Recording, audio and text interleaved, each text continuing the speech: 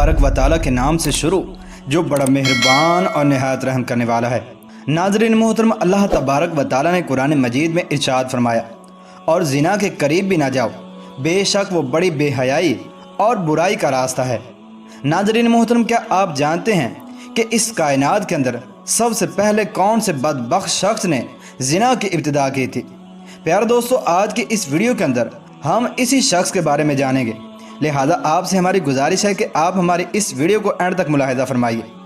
प्यारे दोस्तों, जब हज़रत आदम अलैहिस्सलाम और हज़रत हव्वा अलैहिस्सलाम ने अल्लाह तबारक व ताला के हुक्म की नाफरमानी करते हुए शजरे ममनुआ का फल खाया, तो अल्लाह तबारक व ताला ने हज़रत आदम और हज़रत हव्वा अलैहिस्सलाम को ज़मीन पर उतार दिया।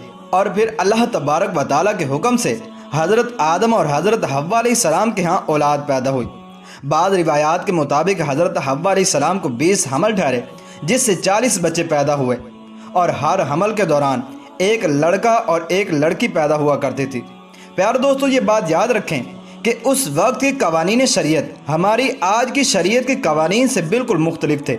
हज़रत आदम अलैहिस्सलाम के ज़माने के अंदर एक हमल से पैदा होने वाले लड़के की शादी दूसरे हमल की लड़की के साथ कर दी जाती थी, जबकि दूसरे हमल की लड़की की शादी पहले हमल की लड़की से की जाती थी, और एक हमल के बहन भाई आपस में बहन भाई करार पाते थे। प्यारे दोस्तों, फिर इसी दौरान हज़रत आदम अलैहिस्सलाम के यहाँ काबिल और हाबिल पैदा हुए। चुनांचे काबिल की बहन अकलीमा बहुत ज़्यादा खूबसूरत थी, जबकि जो लड़की हज़रत हाबिल अलैहिस्सलाम के साथ पैदा हुई थी वो इतनी खूबसूरत नहीं थी। चुनांचे जब ये बच्चे बढ़कर जवान हुए और उनकी आपस में शादी का वक्त आया, तो काबिल ने हज़रत हाबिल अलैहिस्सलाम की बहन के साथ निकाह करने से इनकार कर दिया और कहने लगा कि ये तो बिल्कुल खूबसूरत नहीं है, मैं अपनी बहन अकलीमा के साथ ही निकाह करूँगा।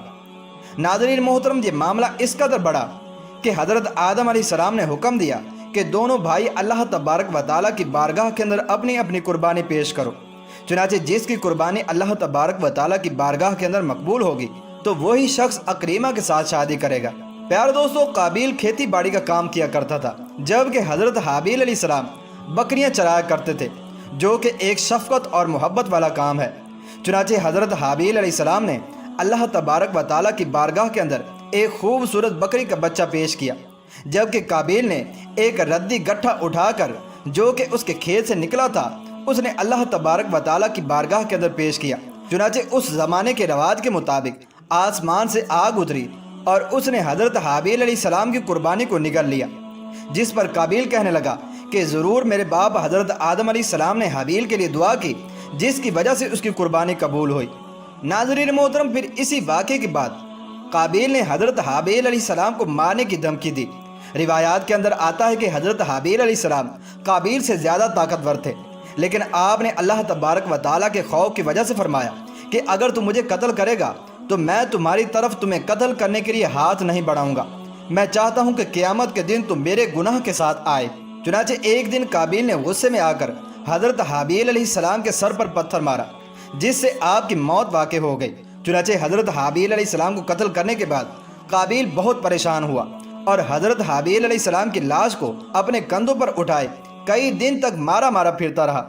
फिर अल्लाह तबारक व ताला के हुक्म से 2 कव्वे आए और उन दोनों ने काबिल के सामने झगड़ा किया। चुनांचे एक कव्वे ने दूसरे को मार दिया और फिर उसने ज़मीन खुरेद कर दूसरे कव्वे को इसके अंदर डालकर उसके ऊपर मिट्टी डाल दी। चुनांचे काबिल ने जब कव्वे को देखा तो अफसोस करने लगा कि मैं अपने भाई की लाश को भी ना छुपा सका। चुनांचे फिर इसने भी इसी तरह से किया और हज़रत हाबिल अलैहिस्सलाम की लाश को ज़मीन के अंदर दफन कर दिया, और काबिल अपनी बहन अकलीमा को लेकर वहाँ से चला गया, क्योंकि मुसलसल शैतान उसके पास आता रहा और उसको इस बात से डराता था कि तुम्हारा बाप तुम्हें कत्ल कर देगा। लिहाजा वो अपनी बहन को लेकर वहाँ से दूर कहीं जाकर वादियों के अंदर बस गया। नाज़रीन मोहतरम, इस वाक़े के बाद हज़रत आदम अलैहिस्सलाम बहुत ज़्यादा मग़मूम रहा करते थे और अब अल्लाह तबारक व ताला से दुआ किया करते थे कि या अल्लाह तबारक व ताला मुझे वारिस अता फरमा। चुनांचे इसी दौरान आपको हज़रत शीस अलैहिस्सलाम की बिशारत मिली।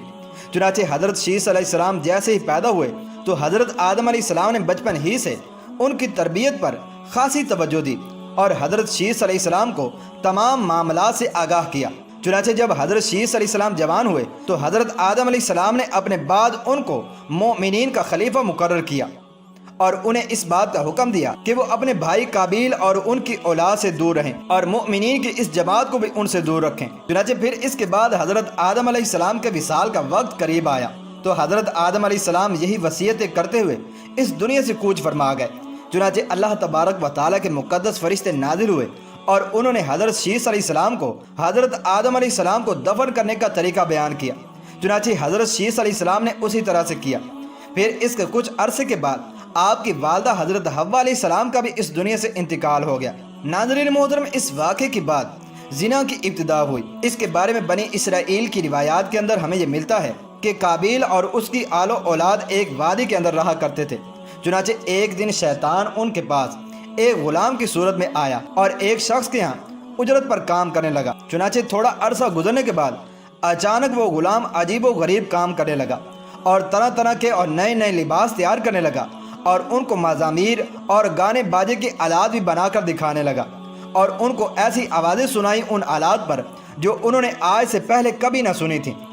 چنانچہ وہ لوگ جو پہلے ہی حق سے دور تھے وہ اور فسق و فجور کے اندر مبتلا ہو گئے اور انہوں نے اپنا ایک دن عید کا مقرر کیا جس کے اندر ان کی تمام عورتیں برہنہ لباس پہن کر اور زمانہ جاہلیت کی عورتوں کی طرح نیم اڑیاں لباس پہن کر آتی تھیں اور مردوں سے اختلاط کیا کرتی تھیں۔ پیار دوستو، حضرت شیث علیہ السلام کے ساتھ رہنے والے مومنین دور ہی سے ان گانے باجوں اور مزامیر کی آوازوں کو سنا کرتے تھے۔ چنانچہ ایک دن ان میں سے ایک شخص کے دل کے اندر خیال آیا کہ کیوں نہ میں جا کر دیکھوں کہ آخر یہ کیا معاملہ ہے۔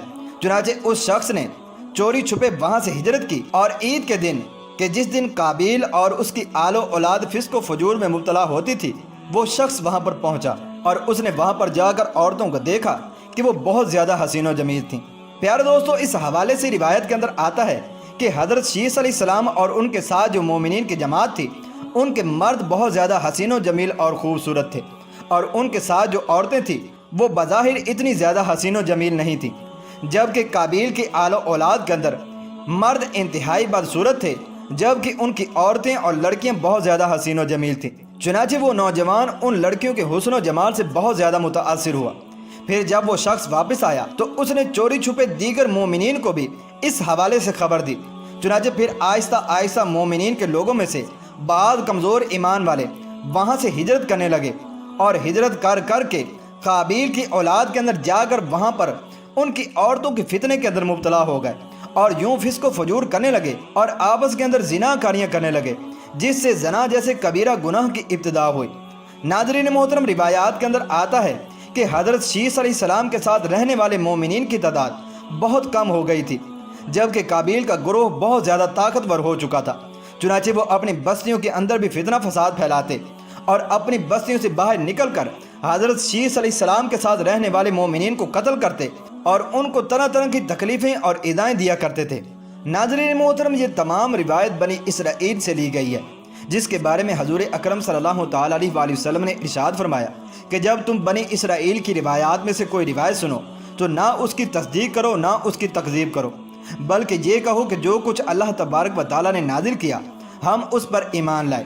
پیارے دوستو، اگر حقیقت حال پر غور کیا جائے تو زنا کی ابتدا اسی وقت ہی ہو گئی تھی کہ جب قابیل اپنی بہن اکریمہ کو لے کر وہاں سے رخصت ہوا تھا اور اپنی بہن اکریمہ کے ساتھ ناجائز رسم و رواج قائم کر کے اس نے اپنی آل و اولاد پیدا کی تھی۔ اللہ تبارک و تعالیٰ سے دعا ہے کہ اللہ تبارک و تعالیٰ تمام مؤمنین کو زنا جیسی لعنت سے ہمیشہ ہمیشہ کے لیے محفوظ رکھے۔